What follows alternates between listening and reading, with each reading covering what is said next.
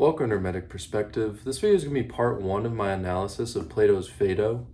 We're going to be working with the Phaedo itself, of course, as well as Damascius' commentary on it.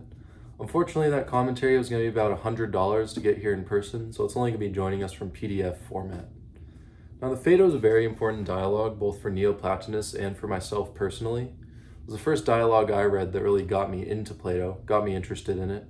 And for Neoplatonists, it's important because it provides the most in-depth explanation of the nature of the soul and the cycle of reincarnation anywhere in Plato. We begin in Socrates' jail cell as he awaits his imminent execution. His students have gathered around him, and the topic of the immortality of the soul has come up for obvious reasons. Socrates is not worried about his impending doom because he knows that his soul is going to continue on. His students, however, are skeptical. Socrates explains to his students that he's not just unbothered, but actually excited to die, because he believes that when he dies, his heavenly soul will be severed from its bodily prison, and he'll enjoy a better life in Hades. This triggers some obvious questions from his students, though. If to the philosopher death is so preferable to life, why doesn't he just commit suicide as soon as he can? Why does he go on living this charade life on earth if the best things are in the next world? Socrates replies by saying that we are the property of the gods, and therefore have no right to take our own lives. He says, "There is a doctrine uttered in secret that says that man is a prisoner who has no right to run away from his prison sentence.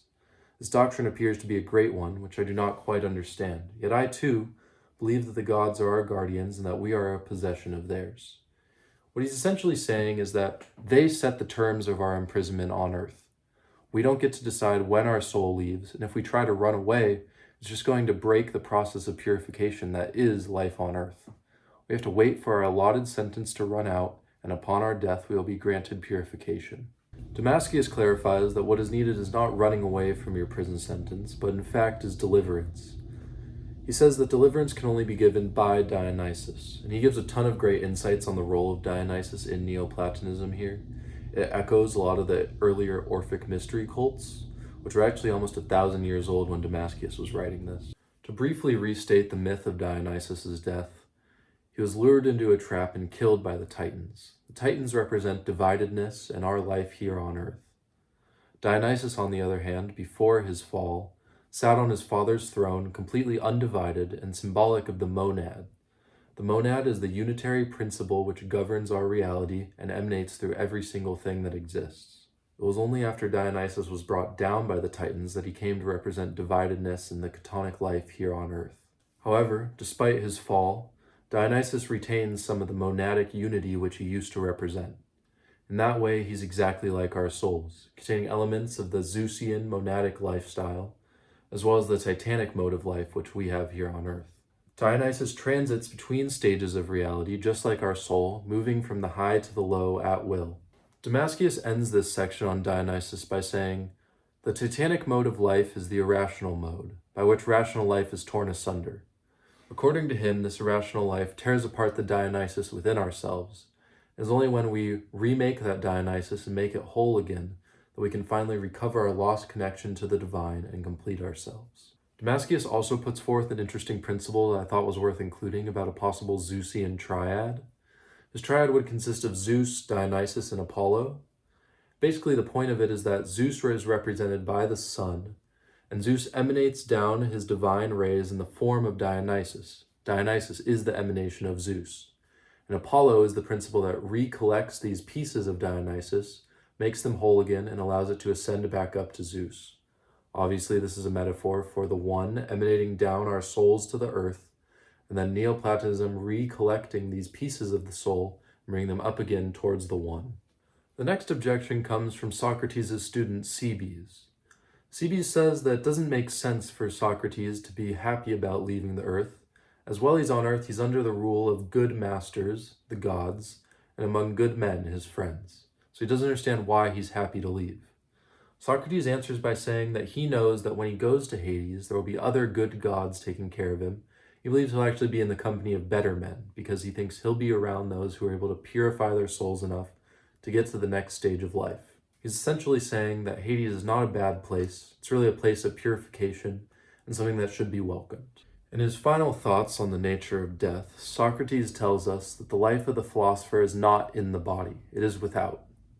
This is why people shouldn't worry about death as a philosopher, because you're really not dying. You're just moving on to the next stage where your soul will be able to keep learning, keep growing, keep becoming more pure. The body is really only incidental to the life of the philosopher. He also explains that death can function as both an upward movement and a downward movement.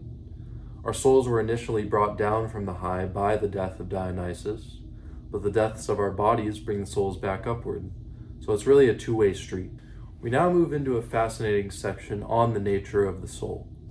The primary focus of this first part is Socrates proving that the soul is not in the body or a part of the body, but is in fact a separate incorporeal substance.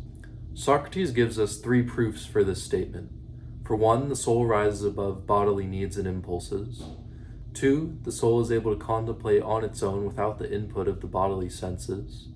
And three, the soul is able to commune and interact with transcendent entities which the body is not able to. These correspond to the later arguments which will come during the dialogue, the argument from opposites, the argument from recollection, and the argument from affinity. Corresponding to the first point is asceticism. Socrates tells his students that the philosopher does not take pleasure in fine food or drink, sex, or fine clothing. It's very important to him, and by denying the needs of the body and putting the soul first, you further separate the two, which is obviously the goal. The next way to separate the two is through ignoring sense perception. Socrates explains that what you see through your senses, what you hear, what you taste, what you touch, is not actually real. The information is being corrupted by your earthly body. The only way to truth, in Socrates' opinion, is through reason, which is of the soul. You have to take time away from sense perception to contemplate within your own soul and reason things out. This is the only way to actually come to truth in Neoplatonism. Damascius expounds on this point by explaining that the reason that you can't trust your senses is because the body is the most divided form of existence that there is. The reason the soul is trustworthy is because it's unitary, it's closer to the one. But the divided body cannot be trusted to give you real information. While sense perception can jog the memory, ultimately your soul still produces the principle from itself, not from outside. On the other hand, Plato actually doesn't believe that sense perception is totally useless. He believes in degrees of truth, one of which is sense perception. Now, Damascius actually introduces a scale for showing the levels of knowledge. He has sense perception on the bottom. On the top, he has intelligence, which is reason from the soul. In the middle, he has imagination. The way he describes imagination is as intelligence which has been distorted by certain outside factors, but still within the mind. It's not something you're taking in through your senses, but it's something that is being corrupted in your mind by other earthly ideas, not entirely from within the soul. Now, this next part of Damascius' commentary is not super related to the dialogue itself, but still completely fascinating, so I think it's important that we get into it.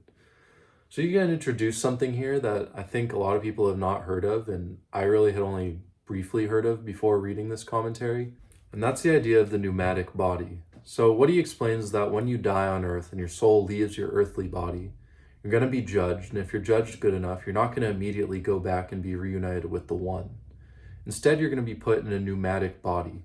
It's basically a body made out of gas, and you're going to exist on the highest reaches of the earth, in a realm above where humans are, but below the one.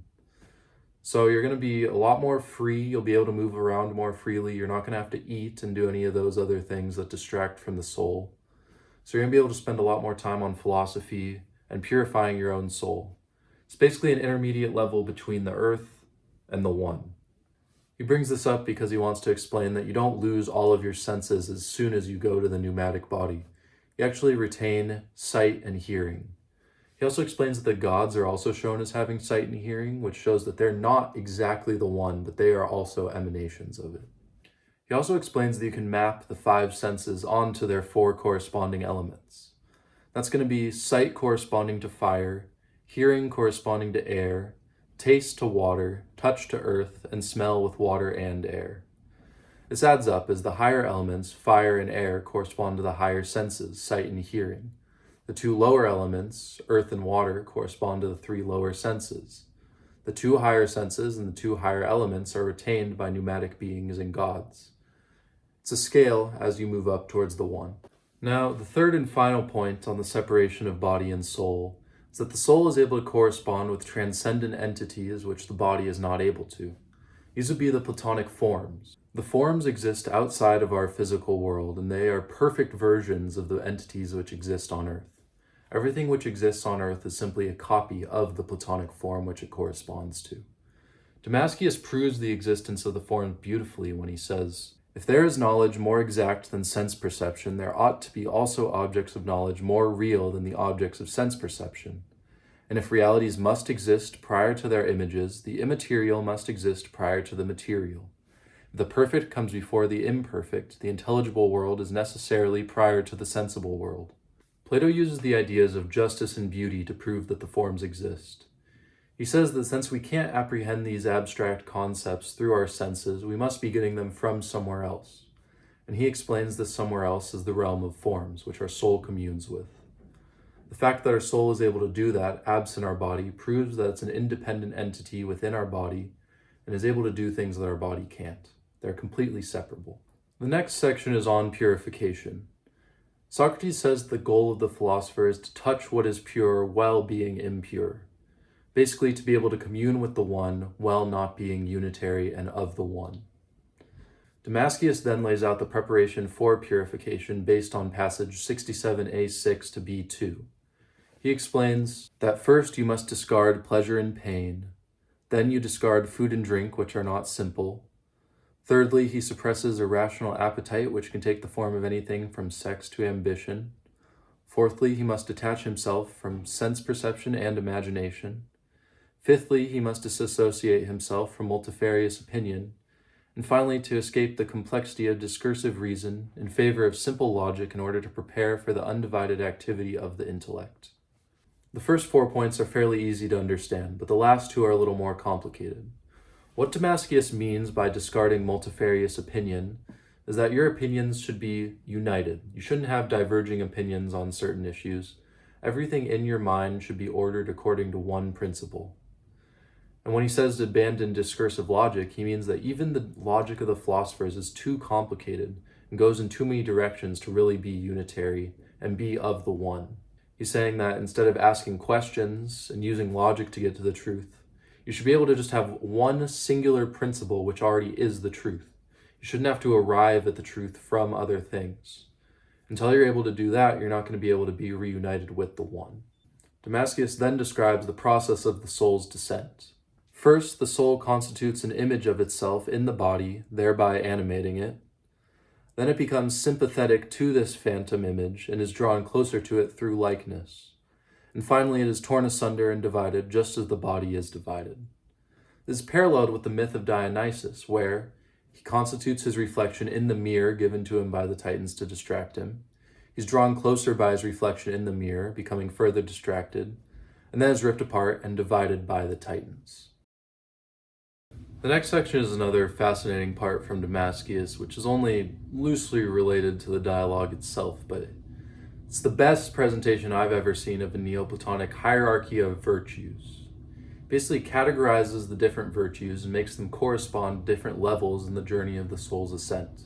He begins with the natural virtues. These are the virtues that we share with the animals. They're the lowest level, but that doesn't mean they're not important. Even ascended souls will retain these virtues from the lower levels, and there are different levels of courage as well. But animal courage and other attributes like that are natural virtues, and they correspond to the lowest levels of life. The next level are ethical virtues. He describes them as being taught to well-bred children as well as being present in some animals. A good example is temperance. It's something that is natural, but also requires some input from reason or the soul in order to make it happen correctly. Next come the civic virtues, and these are the virtues of the Republic. Things like justice are good examples of civic virtues. They come entirely from reason and do not come from the body. Therefore, they're inaccessible to animals. Next are the purifying virtues. These are virtues which come from within the soul, but only when the soul has withdrawn into itself and is no longer engaging with the tools of society outside of it. To achieve the purifying virtues, the soul needs to be completely on its own and away from all distractions. The chief example of the purifying virtues is asceticism, and Phaedo is the dialogue of the purifying virtues. After the purifying virtues are the contemplative ones. These virtues are of the soul which has withdrawn into itself and has now realized that what it really wants is to be reunited with the One. Whereas the purifying virtues focus on the soul itself, the contemplative virtues focus on the One. The Theaetetus dialogue, which is where the contemplative virtues are dealt with, paints a picture of a philosopher who is so ignorant of local affairs that he doesn't know who the king is, nor if his next door neighbor is a human or an animal. This is the kind of mindset that you need in order to get to the level of the contemplative virtues. Next, we have the archetypal virtues. These virtues are those of the soul, which is not really a soul in the traditional sense anymore. It's gotten so close to the One that it can now directly commune with it and understand things from the One. We don't have any good examples of archetypal virtues because there's no way for us to communicate with souls that have come to that point. Finally are the hieratic virtues. These virtues are ones of complete and utter unification with the One. We obviously don't have any examples of them, and examples likely don't exist because at that level, there wouldn't be enough division and differentiation to have separate virtues. Likely the only hieratic virtue is unity with the One. Now, before we get into the actual main arguments of the Phaedo on the immortality of the soul, we have one more really interesting point from Damascius.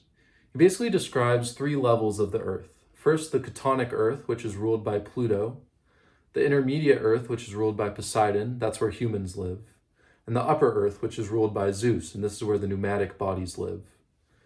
All 3 of the gods that rule over these are part of the Zeusian triad, and that's what brings them together.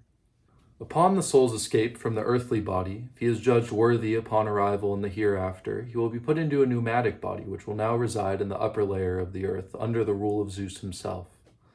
Pneumatic body, as we said before, is made of gas and can move more freely than the earthly body. Allows the soul to exist in a state more conducive to philosophy and further purification.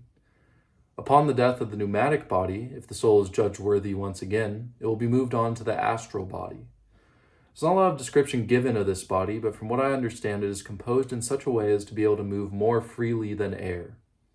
I think it would probably be conceptualized as light itself. A luminous body which moves around with the speed and freedom of light in order for the soul to continue purification. It's unclear to me if the astral body can physically engage with the world of forms or other close emanations of the One like the gods. It's only after the death of this astral body that the soul can finally be reunited with the One once and for all. This ends the section on the soul and the body, and now we really get into the main arguments of the Phaedo.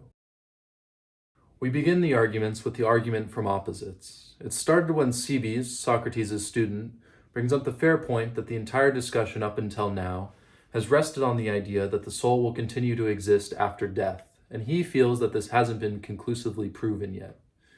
He fears that upon your death, the soul may be breathed out of your mouth and blown away like a vapor. He's not convinced there's an actual coherent entity called the soul which is able to exist after the death of the body. He thinks that it'll die with it. Socrates' rebuttal is essentially that all things must come to be from their opposites. Something bigger comes from something smaller, something hotter from something colder. The state of dissolution is preceded by a state of unity, and if this is true, then life must come from death. If we accept there's a cycle of life and death, there must be some kind of vehicle which retains this cycle. Otherwise, it would just be generation out of nothing. You would die, turn into nothing, and be reborn out of nothing. So the soul must exist to fulfill that task. The cycle from opposites, when it comes to life and death, can be further proved by the fact that if there was no cycle, the universe would eventually run out of material to make new souls with. If we go by myth, souls come from the pile of ash which the Titans became after Zeus disintegrated them. You can't infinitely make new souls out of a limited pile of ash, so you need some kind of cycle. Another issue with Cebes' question is that he characterizes the soul as a vapor. Vapor, while being a different state of matter from our bodies, is still matter. The soul is not matter, it's incorporeal. So the characterization of it as a vapor that will blow away doesn't really work. Ultimately, the argument for opposites doesn't fully prove the immortality of the soul. It only proves that something must continue to exist after death, because if it didn't, there wouldn't be able to be a cycle. However, the argument from opposites leaves us with a new problem. While the soul may be proven to exist after death, we now need to prove that it exists before birth.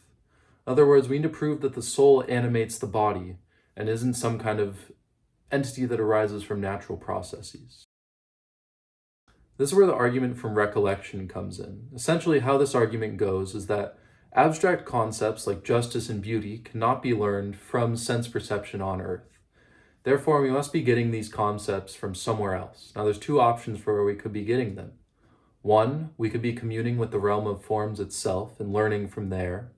Or two, the information could have already been in our souls from before we were born and it's retained in there. Now, the first option is not possible because our matter-bound bodies cannot interact with the realm of forms as it's incorporeal. Something corporeal cannot directly interface with something incorporeal. Therefore, these concepts must be already within us before we're born, and they must be within the soul before it was put into the body. When we're on Earth and we're learning these new concepts, what's really happening is that our soul is remembering what it once knew, the memory being jogged by our sense perception. Now, this raises the question, maybe these concepts like justice and beauty are actually instinctual, and we know them just upon birth. We can prove this is not true because there are some people who do not understand justice and beauty. They have a warped perception of them, or they simply just don't get it. So that's how we know that it's not like an animal's instinct to hunt. So it must be learned from somewhere. So the argument from recollection proves that souls exist before our birth, and the argument from opposites proves that they exist after our death. So this should constitute a very complete proof of the cycle of life and death itself. Next, we have the argument from affinity. What is trying to be proved here is that the soul will outlast the body. The point is raised by Damascius that it's possible that the body will outlast the soul. We don't really know or have any concrete proof that the soul is the element that will be retained in the cycle. Maybe in some other way it's the body. Socrates is going to argue here that the soul is more akin to the divine immortal principles which we know are superior. The body is more akin to the corporeal multifarious principles which we know are inferior. That's how we know the soul is superior to and will outlast the body. Now, on lines 80b 1 through 5, Socrates says, "Then reflect, Cebes, is not the conclusion of the whole matter this? That the soul is in the very likeness of the divine, and immortal, and intelligible, and uniform, and indissoluble, and unchangeable. And the body is in the very likeness of the human, and mortal, and unintelligible, and multiform, and dissoluble, and changeable." Now, Damascius argues that this section makes the case for two different categories of existence, those being real existence and things in process. Real existence correspond to the incorporeal, the soul, the gods, the one. Things in process corresponds to the corporeal, our bodies, the titans, other things on earth. And he's going to use those definitions given by Socrates of the two different types of matter to map onto these real existence and things in process. Here you can see the attributes of things in process and the attributes of real existence. Now, he also offers us 7 proofs that the soul is superior to the body, based on the qualifications that Plato gives of what the ruler should be in the Laws, Book 2. He describes these proofs as 1, the soul is a contributory cause. 2, it is nobler than the body because it is descended from an immutable cause. 3, it is older because it pre-exists the body. 4, it is dominant because it imparts motion on the body. 5, it is stronger since it holds the body together. 6, it is wiser inasmuch as it looks ahead while the body looks down. And 7, more fortunate because it has received an allotment rather than being given out as an allotment itself. In other words, the soul is a thing in and of itself. The body is only a thing inasmuch as the soul animates it. He also emphasizes that the main reason that the soul is like the one is because they are both unitary. That's the most important attribute of the one, is that it's completely undivided in all ways. It is completely unitary. And that's what purification is. It's separating the unitary element of the soul from the composite element, the body. Now that the transmigration of the soul, as Socrates calls it, has been proven sufficiently to his students, Simmias poses a new question. He's not convinced that the soul actually exists as an independent entity from the body. Instead, he thinks that it's possible that, like when you tune a guitar, it is simply a harmony. Now, what this means is that when you play a guitar, you tune the strings and you play them. These strings are objects, they're matter. When you pluck these strings, it creates a harmony. This harmony is incorporeal, you can't touch it, but it's still a thing. He wonders if it's possible that the parts of the body come together and play a harmony, which is the soul. The soul would still be a thing, it would still exist, just as a musical harmony is a thing and it exists. But upon the dissolution of the parts which create the harmony would cease to be. just as when you stop the guitar strings from vibrating, the harmony ceases to be. Socrates quickly counters this argument by asking his students if they still accept the conclusions of the argument from Recollection. He says that if they do, and they accept that the soul existed before their birth, they cannot possibly accept that it's a harmony. That's because how could something exist as a harmony before the parts which play that harmony came to exist? He then reinforces his argument by the fact that a harmony cannot lead nor contradict the parts that play it. The soul is proven to have different wants, different needs, different goals than the body. It's proven to control certain parts of the body, so there's no way that it can be a harmony. Finally, Socrates explains that tuning and harmonies come in degrees. Something can be more harmonious or less harmonious than something else. Soul is not like this. Something can't be more soul or less soul than something else. You can have different qualities of souls, but something is not more soul. The final argument is the argument from Essence of the Soul, and it's raised by Cebes. He says that even if we accept everything else up until this point, we accept that the soul is a separate object, we accept that it engages in the cycle of life and death, there's still a possibility that it's not immortal. It may just be very long-lived, and it's gone through this cycle many times, but it's always possible that it's on its last legs on your part of the cycle. Maybe this is going to be the last time that it can die. Maybe it's finally going to really be done, and it's going to melt away upon your death. I believe the best way to understand Socrates' rebuttal to this argument is with what Damascius says here. He says, "Life is essential to the form of soul. Soul is alive in virtue of its own form. It is only form. It has nothing that is extraneous, nor does it have its existence in anything else. Therefore, it is only what it is. Nothing can be worn out by existing in accordance with its own form, nor can it be toilsome for a thing to be what it is. Only not being itself, in the presence of advantageous elements, can have this effect."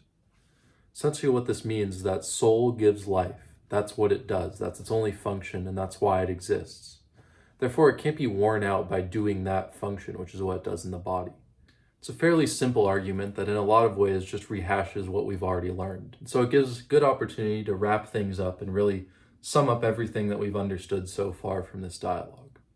So, soul is an incorporeal, indissoluble entity which bestows life upon the inert matter of the body. The soul must necessarily persist upon death as to fulfill the cycle of opposites and to provide new material from which to fashion souls. It must exist before the body because it is able to recollect forms. It must exist beyond death because it is provably superior to the body. It must be its own distinct entity because it does not behave like a harmony. With this, Socrates has sufficiently proven to his listeners in the jail cell that your soul will continue to exist after death. He's proven why he has this nonchalant attitude towards death. That's an essential part of the philosopher's journey. So yeah, that's going to be it for part one. Thank you for watching. I hope it made sense and was enjoyable. There's actually another third of this dialogue, but it's pretty disconnected from the rest of it. We went over the arguments here, and then later Socrates goes into a myth, and he talks about the soul's journey through Hades and other things, which are actually really interesting to me. It's my favorite part of the dialogue, but that's what we're going to be going over in part two. And that should be out in about a week or two, so I hope you enjoyed. Thank you for watching, and hopefully you'll tune in for part two.